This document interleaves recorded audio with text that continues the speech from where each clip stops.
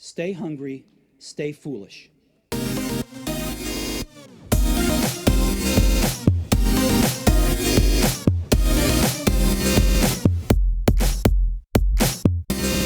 Complex problem solving is the core skill for 21st century teams.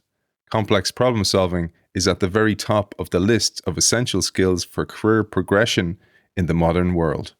But how problem solving is taught in our schools, universities, businesses, and organizations comes up short.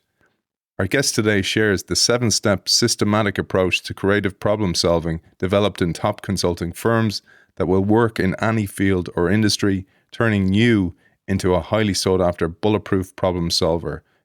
The problem solving technique outlined in today's show is based on a highly visual logic tree method that can be applied to everything from everyday decisions to strategic issues in business to global social challenges.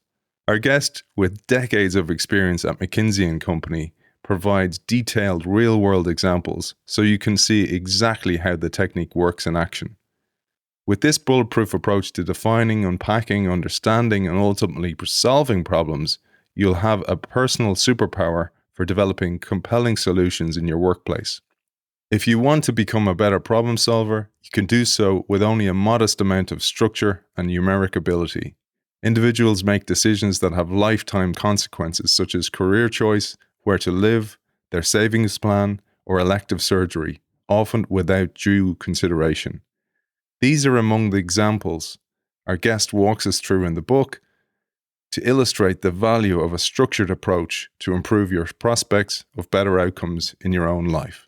We welcome author of Bulletproof Problem Solving, the one skill that changes everything, Charles Conn. Welcome to the show. Thanks, Aidan. It's really great to be here. It's really great to have you on the show. And just a reminder, this show is brought to you by Microsoft for Startups. I'm not sure if you remember, but in the foreword of the book written by former MD of McKinsey, your former colleague Dominic Barton said, "The importance of great problem solving has only grown as the pace of economic and technological change has accelerated in recent years, and the scope and complexity of the problems we need to address increases alongside it. Today, we are just as likely to be hired to help a country public health system prepare for the next Ebola outbreak as to develop a digital marketing strategy for a new consumer product. As ever more data becomes available, the bar on quality thinking rises."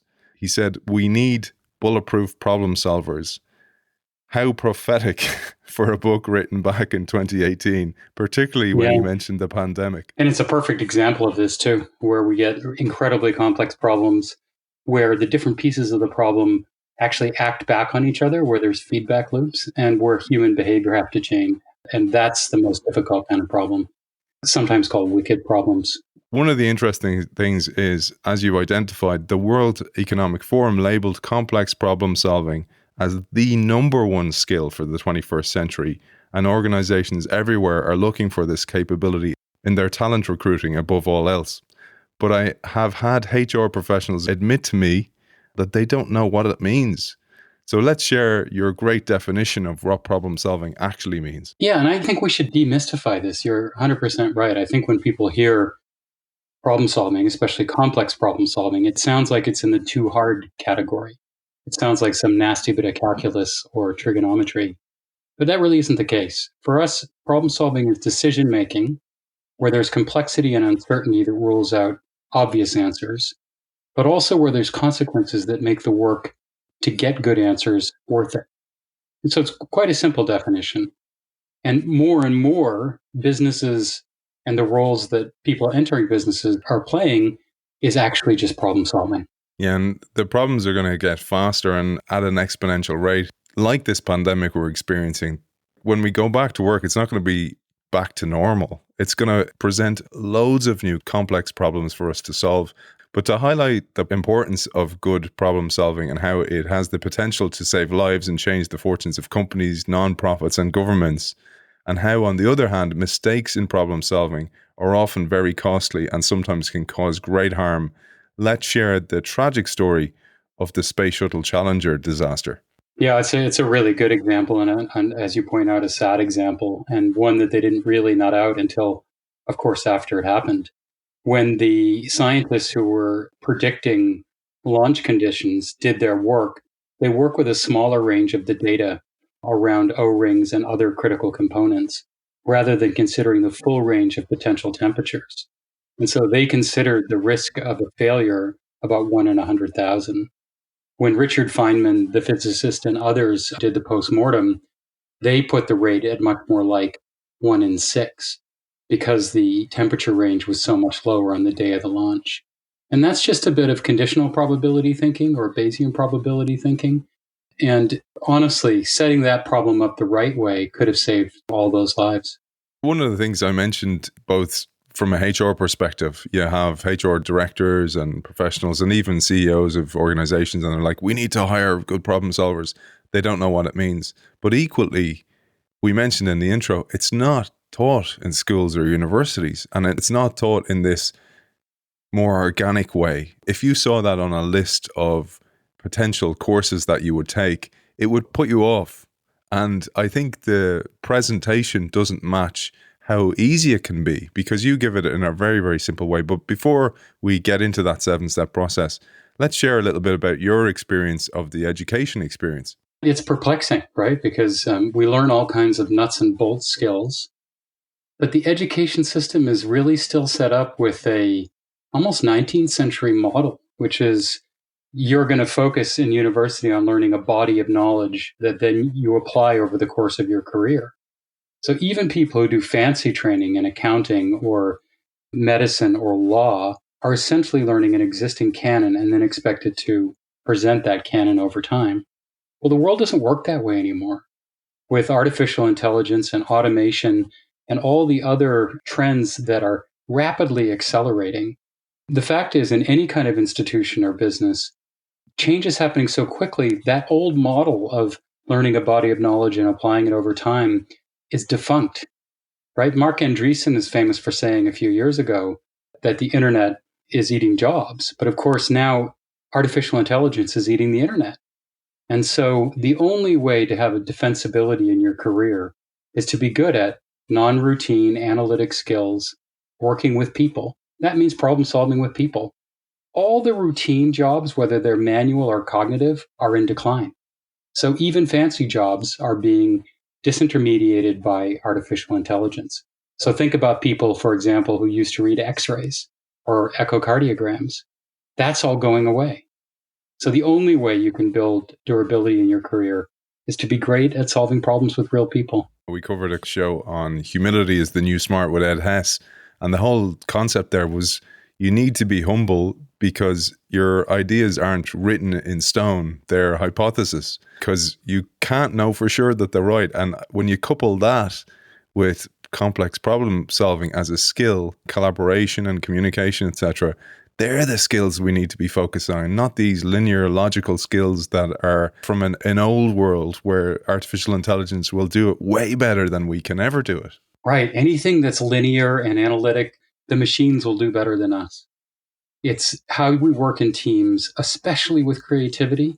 And that creativity idea is really important, is the only way that we'll find jobs that are both interesting and meaningful. Before we launch into what good looks like, Charles, you describe in the book the most common pitfalls, and we mentioned there the tragic Challenger crash. And you say that despite the increasing focus on problem solving in schools and universities, you find that there is a confusion about what good problem solving entails. So apart from focusing on a logical approach, such as the SMART method, that's what most of us are taught, that you need to have SMART goals. You share what the most common mistakes are. There's a whole bunch of them, but as you know from reading the work, for example, of Daniel Kahneman, humans are inherently subject to all kinds of different biases. And those biases are the most common sources of pitfalls in problem solving. Thinking you've seen it before and then applying a model that actually doesn't fit is probably the most important of those errors, sometimes called the availability heuristic. And people often also have sunk cost bias. So if they've invested something, that affects their decision-making when it shouldn't affect their decision-making. And those are just two areas where people consistently get problem solving wrong.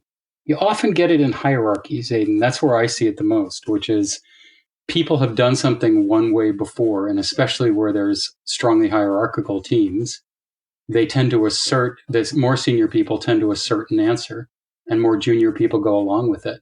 When the world is changing as fast as it is now, we need to look at everything fresh. This is why oftentimes I get asked why on the innovation show do I cover leadership and organizational culture, etc. Because they're so intertwined. You need to have the right culture that accepts that the most junior member of your staff can come up with the best idea if you listen to them.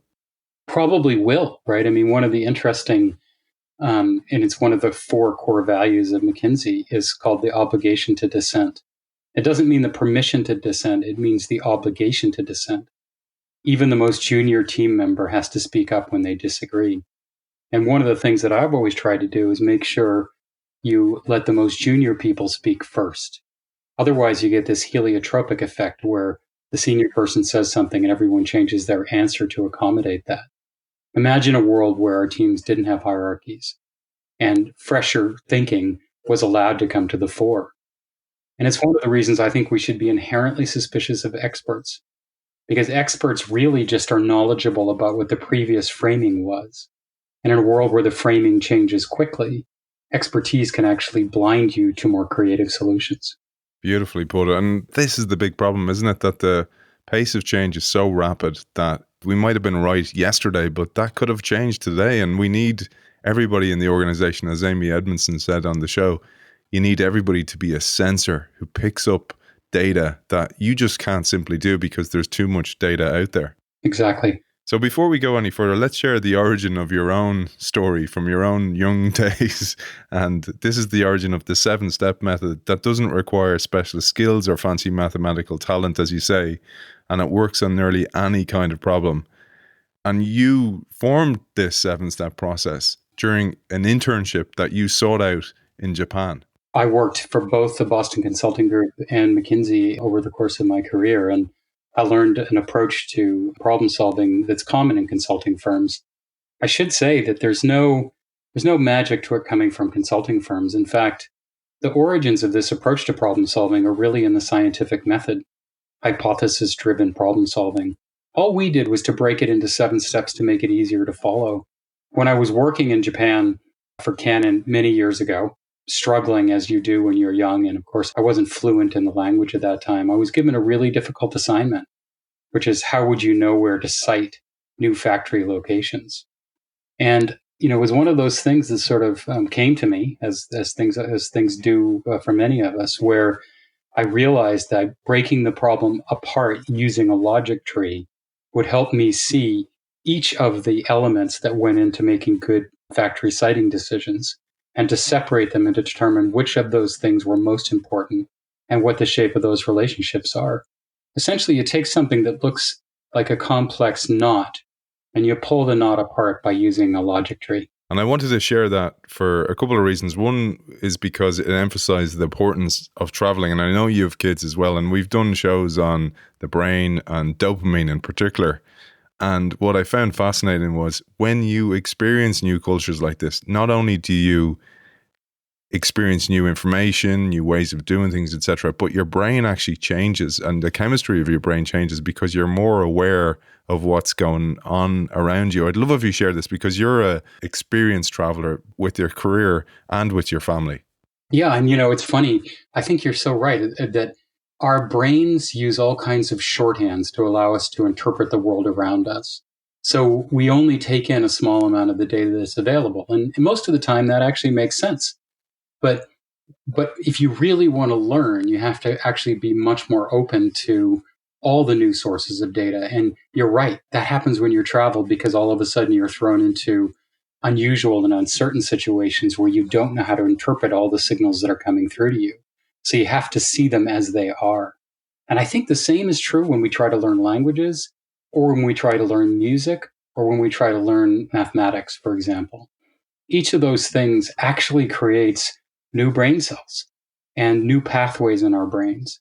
And it's only when we put ourselves out like that that we can see things fresh. And when you think about it, think of the best artists and the best poets.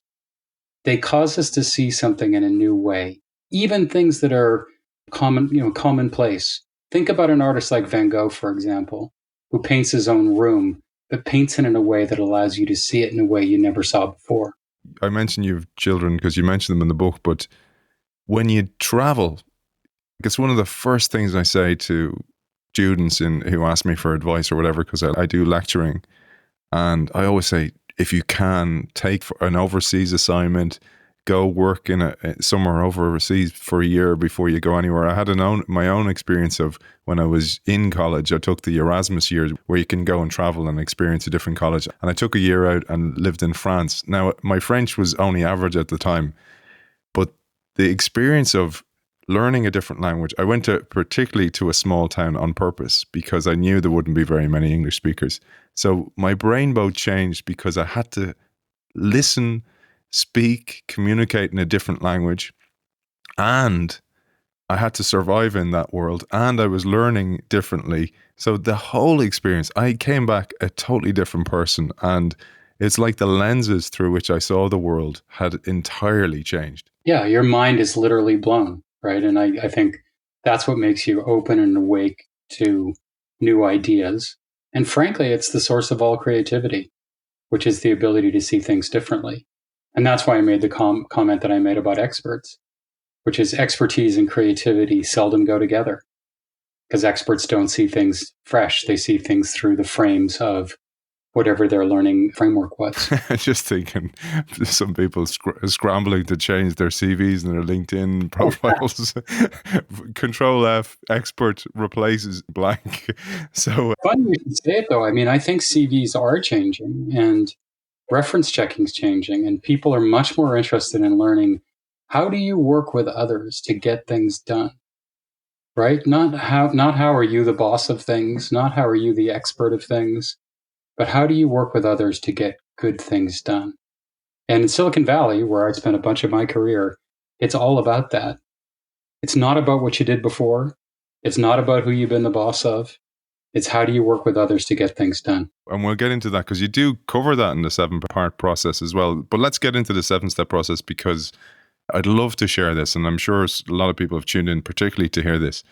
So the 7 steps, and let's share them now and share some examples from the field at the end. And those examples from the field include personal examples. Where do I live? Which is an experience you went through. And even if we have time, I'd love if you'd shared what job or what employer should I join? And then we're going to talk about startups as well, increasing prices as well. But before we get there, let's start with step 1, which is about defining the problem in the first place. Yeah. And, one of the things you mentioned right at the beginning, which is this is a very visual approach to problem solving. Humans are visual creatures and they're storytellers. So working with pictures really helps problem solving. And we're working just in this audio world. So maybe we can share some visuals with your audience later.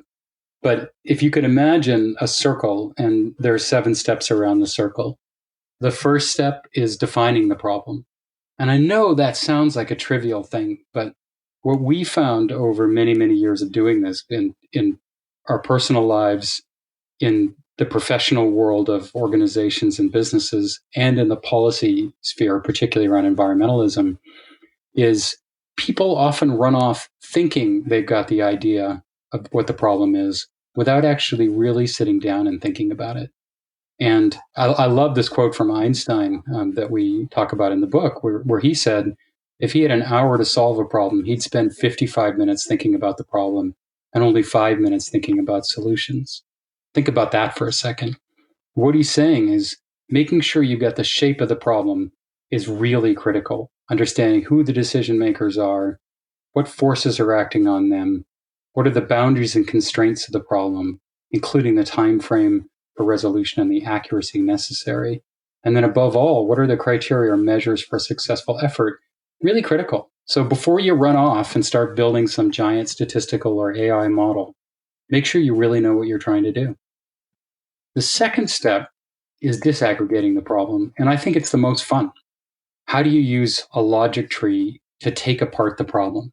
At the beginning, when you don't know much, maybe you can only chunk it out into factors or components. As you get smarter about the problem, you might be able to form hypotheses or even set up a decision tree, all of which are different types of logic trees. The beauty of using logic trees is they help break the problem apart into smaller pieces. They help you make sure that you've got all of the pieces, and they help you work with others to make sure that you solve the most critical pieces. And in a way, they also help you structure how to use frameworks and theories as you're solving problem solving, because you can use those as ways of taking problems apart. So that's step 2. Step 3 is really important, which is how do you determine what part to start first? So if you imagine a giant logic tree with all kinds of twigs on the end, each one of which is a particular analytic area, how do you know what to solve first? And we like to use a really simple 2x2 matrix. So imagine on one axis is how big an impact does it have on the problem, that lever. And on the other axis, how easy is it to move that lever?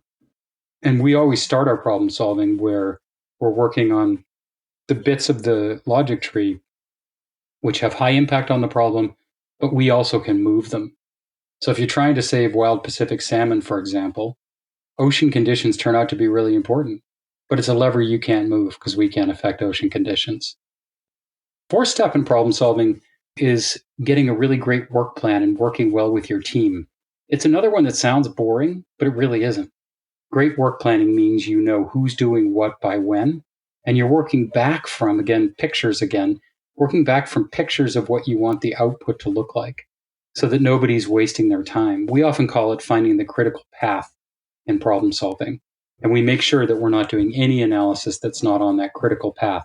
Think of it as doing the knockout analyses first. And it's in that stage, that 4th stage, where you can work with your team to avoid all of the typical cognitive biases that humans are subject to. And we said at the outset, things like making sure that the junior people on your team speak first, making sure that your teams are diverse, because diversity in backgrounds, genders, ethnicities actually is empirically related to better problem solving. I suppose it makes sense, right? Which is, if you have a team where everyone thinks the same, where's the insight or creativity going to come from? Step 5 is analytics, and lots of people listening are great analytic thinkers. But one of the things I'd just like to mention here is, before you start building some giant AI model or some giant Monte Carlo model, use heuristics and summary statistics before you get started. We see people all the time run off and build a model before they really understand the shape of the problem. So use 80-20 thinking, Pareto thinking. Use Occam's razor that says the best solution is the one that requires the fewest assumptions. Use expected value or Bayesian thinking, like we mentioned at the beginning. So you can chunk up a sense of the problem before you start using fancy models. And step 6 and 7, which is synthesizing your results and then communicating them in a story, are often neglected, even by clever people, maybe especially by clever people, because they assume that their analytic results will stand on their own, but they don't. We like to use, just like journalists, a pyramid structure, where the bottom part of the pyramid are our actual empirical findings. But then we summarize those into specific recommendations, and then our overall governing thought, which is how people should change. And all problem solving ultimately is oriented toward the question, how should I change? So those 7 steps that I've just described, you should think of them as something that you would iterate on every day, not something you iterate on over months. Every single day, you should be able to drive from hypotheses to do a complete loop. We often call it the 1-day answer or even the 1-hour answer. If you had to decide today, what's the situation, what are your critical observations, and what are the implications as best you understand them today? Great problem solvers are always doing that quick check-in with a 1-day answer. What I found so useful is that when anybody even thinks of any problem, like even a personal problem and something that they keep putting off and off and off, it actually is stressful doing that because it's there hanging around, using up mental energy somewhere in your head, and it's the reason you can't sleep well. And it can feel like a mammoth task to take on a big problem. As the saying goes, you eat an elephant, or a mammoth in this case, by eating it one bite at a time. And you use the expression, what's the 1-day answer? And I thought this was really, really helpful because where you reach a preliminary endpoint, you can repeat the process to draw out more insight for deeper understanding. So it helps crystallize the thinking from that day or that point, and means it's an iterative process, because it can feel undone But if we go at the end of the day, where did we end today? What is our hypothesis today? And put that in pencil and go, we'll revisit it tomorrow. I thought that step was absolutely crucial because, I envisaged doing a session with you and then hopping in the lift and then a junior member of staff or a senior member of staff asking me, so where are you guys? I hear you're doing a big strategy, and I'm able to articulate it. And that's a key step. That's the key step, isn't it? That's overlooked. In fact, we often call it the elevator test for that reason, which is wherever you are at any moment in time, you should always be able to say those three things. Here's our best understanding of the problem today. Here's the insights that have emerged from our work so far. And here's what we think the implications are for how we should change. You should always have that. And it's incredibly freeing to do that because most problems that are worth solving are really complicated. And it's easy to feel overwhelmed.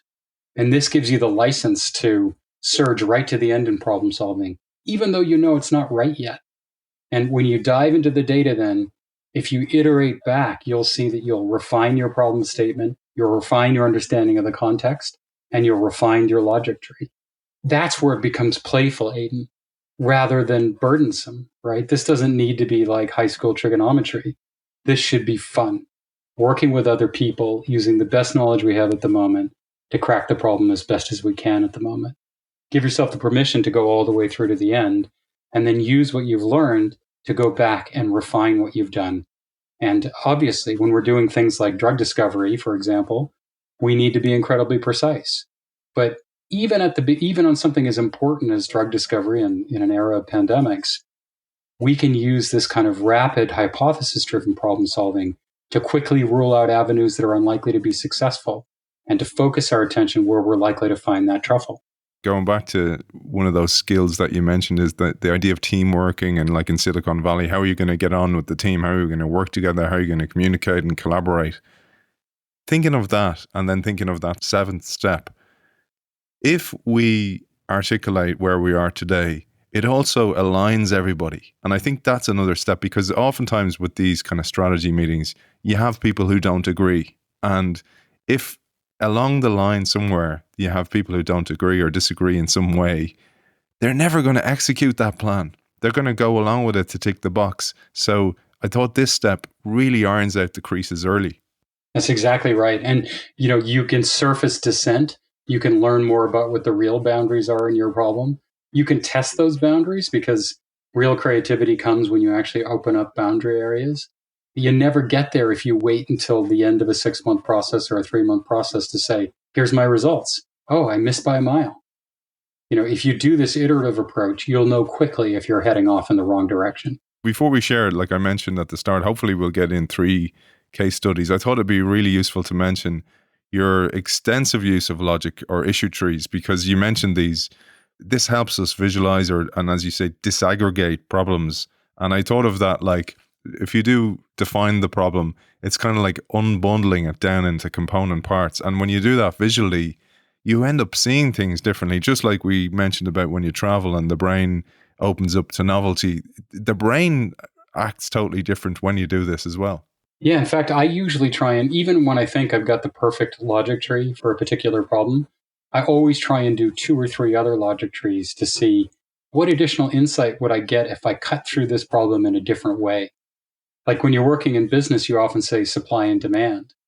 But what about if you also said scale and scope, right? So that just blows your mind for a second. Oh, okay. What's the breadth of my competitive space as opposed to the depth of my particular lines? That's a different cut through a business problem than saying profit and loss or supply and demand. Each one of those is a cleaving or cutting through the problem with a different set of insights, or principal agent, for example. And each of those gives you a different insight. You just sparked a thought for me, which is, I'm just thinking of a CEO. I'm just thinking from even personal experience that if you try to do this work, it's very, very demanding on the brain. It's very demanding on your energy. And you oftentimes need to get off site and get away from the humdrum of today. You need to be given permission to not check your email, to not be working on day-to-day work, etc. And that's a huge failure in so many businesses, because they're not given permission. They're still under the pressure of quarterly or monthly earnings calls, etc., etc. And this is where business really needs to change, where we need to apportion time to be brainstorming and working on problems in permanence, not in once a year and a strategy day where everybody goes and has a nice meal and a few drinks and stays in a nice hotel for the weekend. This has to be built into the process. What are you seeing from the best examples of companies out there? How are they integrating this into their daily work practice? Yeah, well, I think you've just said it. I mean, we used to create strategic plans that were done once a year, and we're 100 pages long, or were printed out and put on the back of the door that you hung your coat on. I mean, that way of thinking about strategy is out the window. And the old world in which we went to work and we sat at a desk and our bosses judged our productivity by how long we sat at our desk, that's out the window, right? The only thing that matters now is creative solving of complex problems with teams. And I hope that this pandemic, and it's a terrible, terrible thing, but if there's some silver linings in it, it's that we've let go completely the 1950s mentality about work, and that we understand that creative work can be done at any time. And sitting at your desk actually may be the least creative place that you sit. And it's working sensibly with our colleagues and teams, which, as we've discovered, we can do quite effectively over Zoom or Microsoft Teams or many other mediums. And that businesses now free us up to actually be our creative and collaborative best. And nobody's going to go back to the old regimented approach to work. Because frankly, all of that stuff can be automated and will be automated. And I think, we've seen just how much job destruction there's been in the last 10 years, which is going to be massively accelerated by this terrible pandemic. So the silver lining is we won't go back to working the way we did. All of us will have to be creative problem solvers every day. None of us will ever do an 18-month strategic plan again. I mentioned these 3 case studies that we share, and you share lots. There's 30 in the book, and they are so well worth reading and going through to hone this skill. This is a skill that's so essential. And what I love about it is the visual approach, how you break it down so simply. And just for everybody out there, Charles and I are hoping to do a live version of this by video because it's so visual, and to share some examples. So please do subscribe to the Innovation Show newsletter on the innovationshow.io, where I can keep you updated on that, or just on LinkedIn or Instagram or whatever social channels you have. And also Charles will share where we can find out more about his work at the end of the show. But moving on to these 3 examples, rather than going really deep on businesses, I wanted to go both on personal examples and then that startup example I mentioned at the start of today's show.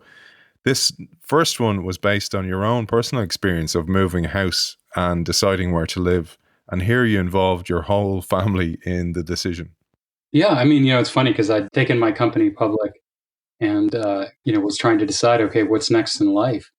And how do you think about where you'd want to live? And it was really interesting, having used the kind of framework that we talked about in business problems. I wondered, could we use this kind of framework to solve a personal problem?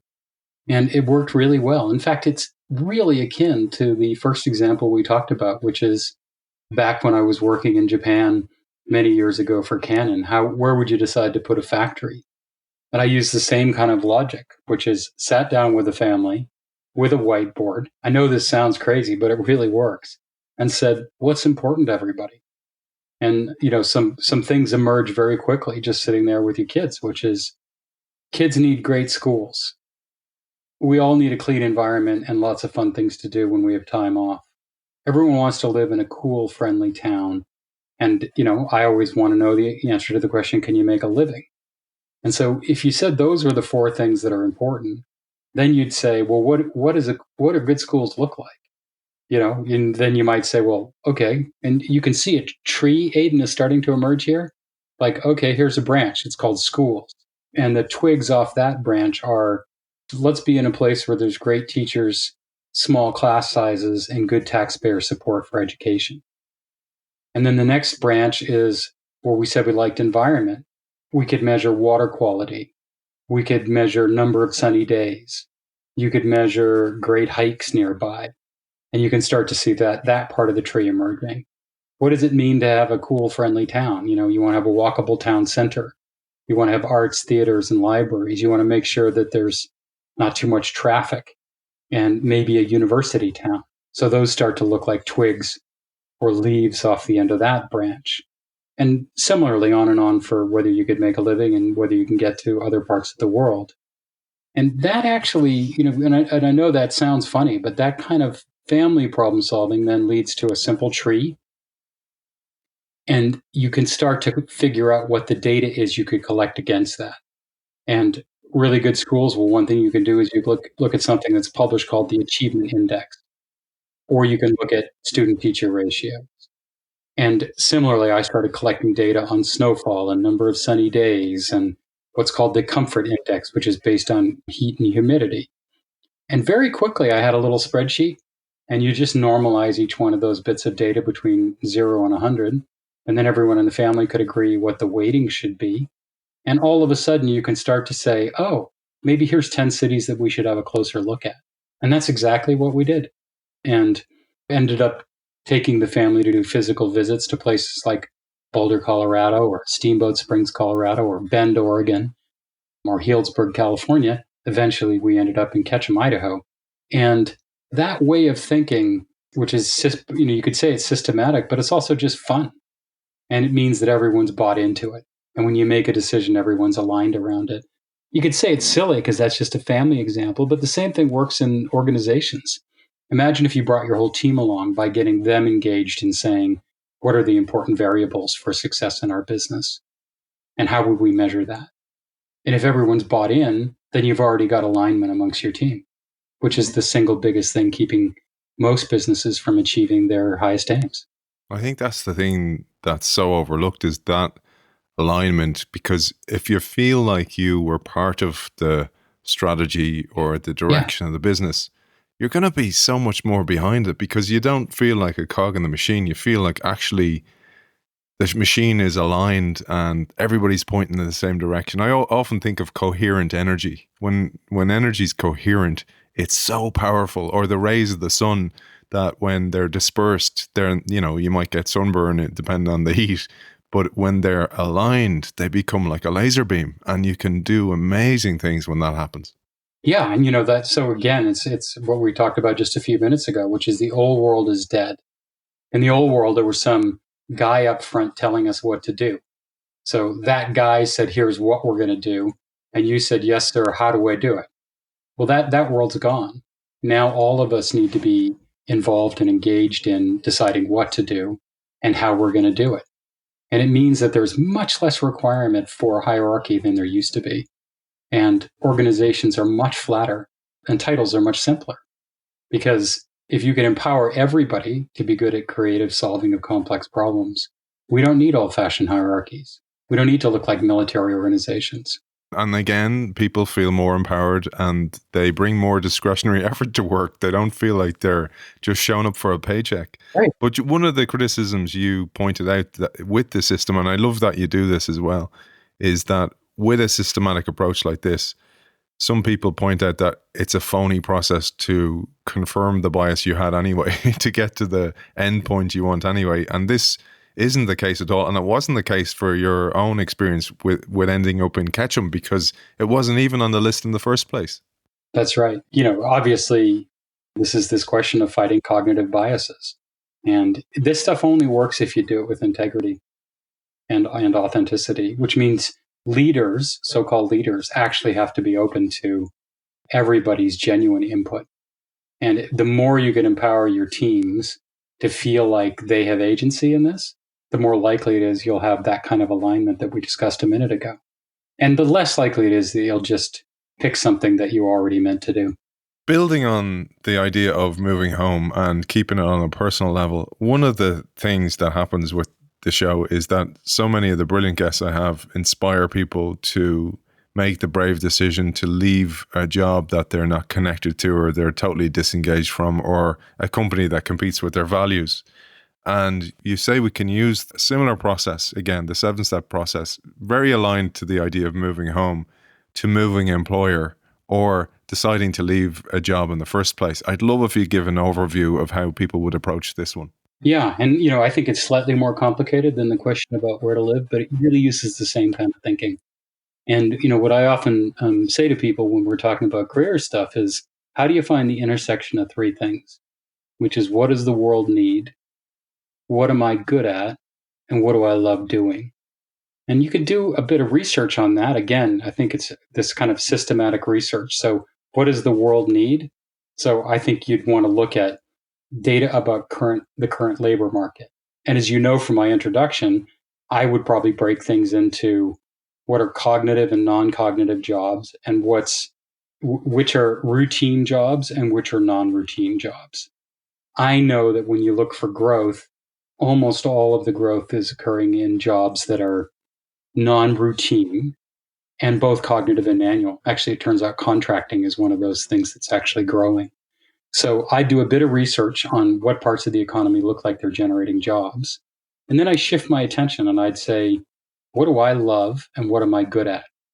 And so you might start with a simple set of things. In fact, I did this with one of the Rhodes Scholars who I was working with on the book. And she had studied architecture and had studied business. And so she created a grid herself, which said down one side, art and design, business and finance, health and human services, and so on. And then she created some simple columns. What's the economic projection for this sector? What's my personal strength? And do I love this? And then she added a fourth column that I think is really interesting, which is, what's her ability to take risks, right? Because career is one of these things where it's not just what, but how risky is it, right? And we use those two pieces of work, just that little bit of research on what are the areas of the economy that are actually likely to be growing, and then what do I love and what am I good at, as well as where am I willing to take risks, to create this simple decision tree that we show in the book, right? And I'll just take you through the front end of that, which is, so she asked herself, are my strengths, risk tolerance, and interests aligned with economic opportunity? And, the answer for her was not yet. And so then she asked, can I make a no regrets move where I'd pursue a basic level of education in a new field like design? And in her case, she felt like the answer was yes, right? And so could she gain employment in that field with her current skill set, or would she need a little bit more investment? And in her case, she needed a bit more investment. She ended up doing an internship in an architectural firm. And now she's actually been selected to be a partner in that same architectural firm. So that kind of thinking, because in her case, she's got this very fancy Oxford education. People were pushing her to do a particular kind of, businessy thing or a particular kind of social policy thing. And she used this framework instead to choose a career in architecture and design, which is a place where her kind of skills were valued and needed, where there were growth and jobs in that space, and a field in which she had enormous passion. So same kind of relative. And again, I don't want anyone to think this is overcomplicated or requires really fancy math skills. In most cases, it doesn't. Oh, so good. It's so helpful, man. And I think this COVID lockdown will probably give people a chance to reflect and kind of think. I hope so. I don't think my job has given me any fulfillment or any purpose. And if that can't be fixed, life is too short to be staying in those roles. And I know that sounds easy, but I've moved, and it's very difficult to do so, because it's particularly when you have a family, when you have people relying on you, when you're married, when you have a mortgage, all those kind of things. But it's so worth it, because life is too short to be miserable. And how many people do you see who go through life working in careers that they hate? They get to the end, they retire, and then they catch some disease, and they don't even enjoy their retirement, because you're somebody who has had the bravery, but also used this logic to make these decisions for yourself, including selling your businesses. The world is full of people who are 40 years old or 50 years old, and they hate what they do, right? We should never be in that situation. People feel like they've made choices that close off other choices. And in the future, like, all of us are going to have 3 or 4 or 5 different careers and we're going to have 10 or 15 different jobs, we should move away again from that 1950s or 1970s model that we're going to learn a bunch of things in university and then apply it over a career and get a gold watch. Those people died anyway. They died sitting on the couch 2 years after they retired. It's so true, man. And I think that I'd love if you shared that piece, because I say the same thing to people that my father worked in one company for 20 years or 30 years. You know, he moved, but that was rare in his era. I will work for maybe 5 companies in my lifetime. Our children will probably work for 5 companies concurrently in any one year. And Yeah. you've seen this firsthand. You work as a contractor, you've worked in the big consulting firms. What is your advice to those people making decisions now? Yeah, and I think it's very much aligned with the case example we just gave, which is to constantly be thinking about what does the world need, because that is shifting at a faster and faster rate. What am I good at, and what do I love doing? And then making sure that each job you build on what am I good at. And I like to say to the students that I advise, stay only as long in each job where you learned what you came to learn, right? That's how you avoid getting trapped in something that you hate just because you're good at it. And especially lucrative jobs are like that, right? And to be free means walking away from great lucrative jobs once you've learned what you came to learn. Love that. And maybe add that, park the ego, because, you know, anytime I've made a call or decision based on ego for a brand name, it wasn't usually for myself. It was usually to look good externally, and that always comes back and bites you in the ass. But when I quit McKinsey, I was 34 years old and I had just made partner. And everybody said, "What are you, insane? Like, you finally got the brass ring." And I said, "Yeah, but they're brass handcuffs."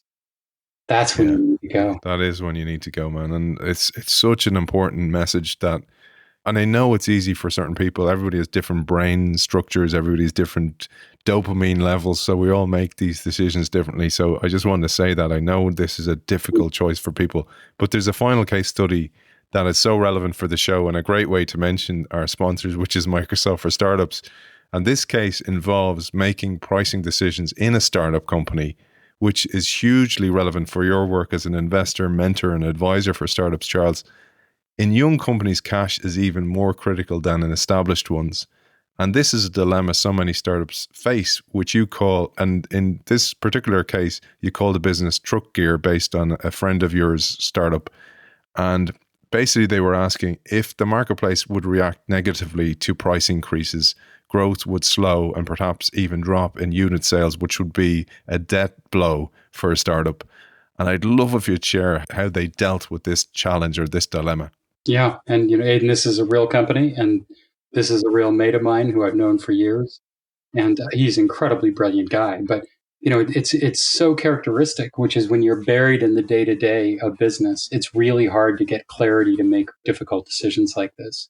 Companies growing 50% a year is profitable already, which is amazing for a startup. But all of a sudden, it starts to get margin pressure because its materials and variable manufacturing costs are going up. It outsources manufacturing. And so what do?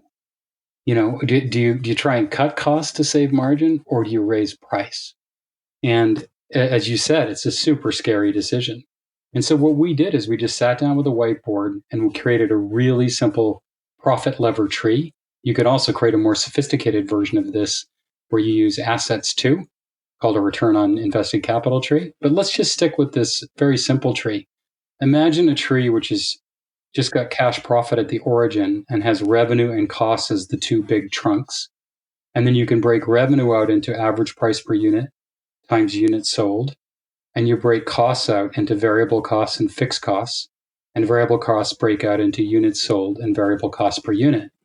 And what you could see really quickly was, once we put in his numbers for those things, that if you could raise prices by only 7%, you'd double the cash profitability of the business, removing all that margin pressure.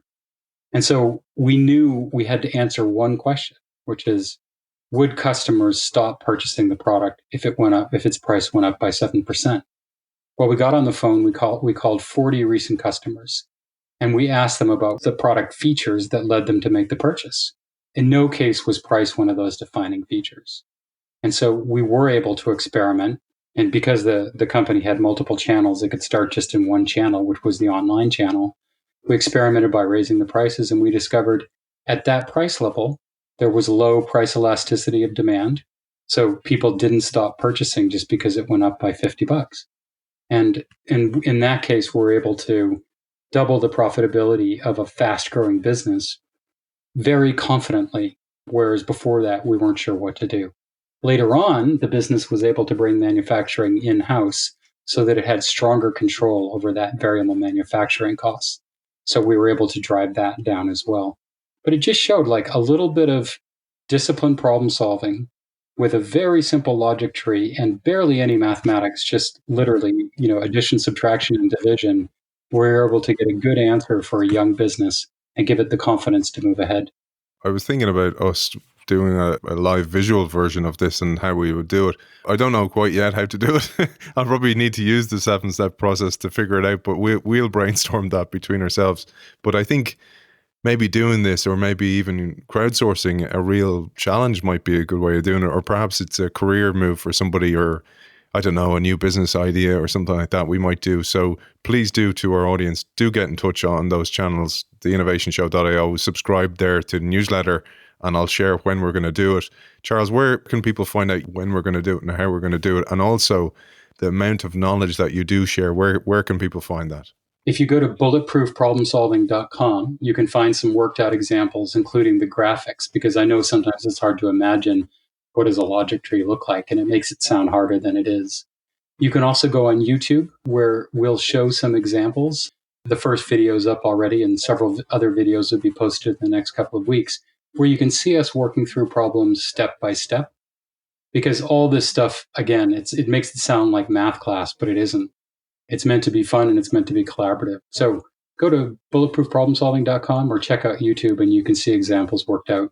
Author of Bulletproof Problem Solving, the one skill that changes everything, Charles Conn, thank you for joining us. Aidan, it was such a pleasure.